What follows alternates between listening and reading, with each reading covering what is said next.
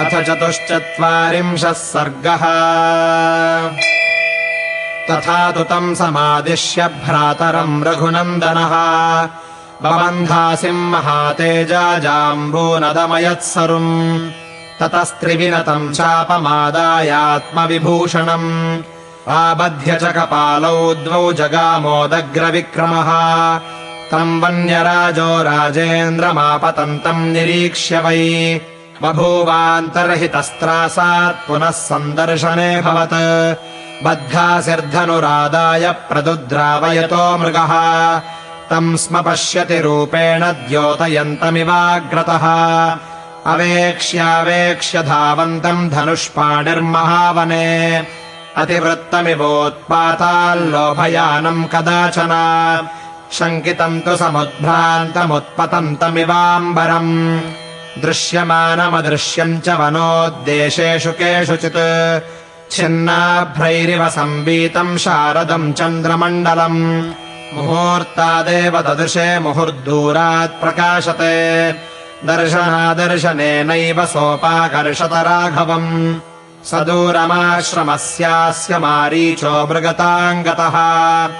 आसीत् क्रुद्धस्तु काकुत्स्थो विवशस्तेन मोहितः अथावतस्थे शुश्रान्तश्छायामाश्रित्य शाद्वले सतमुन्मादयामास मृगरूपो निशाचरः मृगैः परिवृतोऽथान्यैरदूरात् प्रत्यदृश्यत ग्रहीतु कामम् दृष्ट्वा तम् पुनरेवाभ्यधावत तत्क्षणादेव सन्त्रासात् पुनरन्तर्हितोऽभवत् पुनरेव ततो दूराद् वृक्षखण्डाद्विनिसृतः दृष्ट्वा रामो महातेजास्तम् हन्तुम् कृतनिश्चयः भूयस्तु शरमुद्धृत्य कुपितस्तत्र राघवः सूर्यरश्मिप्रतीकाशम् ज्वलन्तमरिमर्दनम् सन्धाय सुदृढे चापे विकृष्य बलवद्बली तमेव मृगमुद्दिश्य श्वसन्तमिव पन्नगम् मुमोचज्वलितम् दीप्तमस्त्रम् ब्रह्मविनिर्मितम् शरीरम् मृगरूपस्य विनिर्भिद्य शरोत्तमः मारीचस्यैव हृदयम् बिभेदाशनिसन्निभः तालमात्रमथोत्प्लुत्यन्यपतत्स भृशातुरः व्यनदद्भैरवम् नादम् धरण्यामल्पजीवितः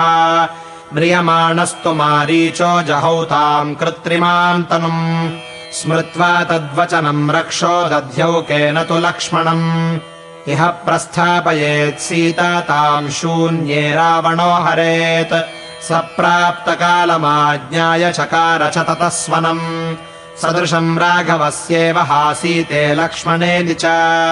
तेन मर्मणि निर्विद्धम् शरेणानुपमेन हि मृगरूपम् तु तत्यक्त्वा राक्षसम् रूपमास्थितः चक्रे ससुमहाकायम् मारीचो जीवितम् त्यजन्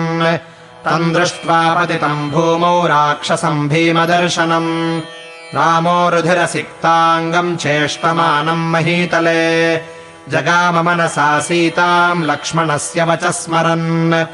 मारीचस्य तु मायैषा पूर्वोक्तम् लक्ष्मणेन तु तत्तथा ह्यभवच्चाद्य मारीचोऽयम् मया हतः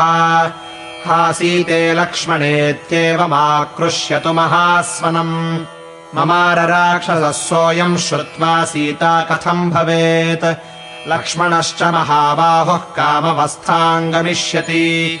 इति सञ्चिन्त्य धर्मात्मा रामो हृष्टतनूरुहः तत्र रामम् भयम् तीव्रमाविवेश विषादजम् राक्षसम् मृगरूपम् तम् हत्वा श्रुत्वा च तत्स्वनम्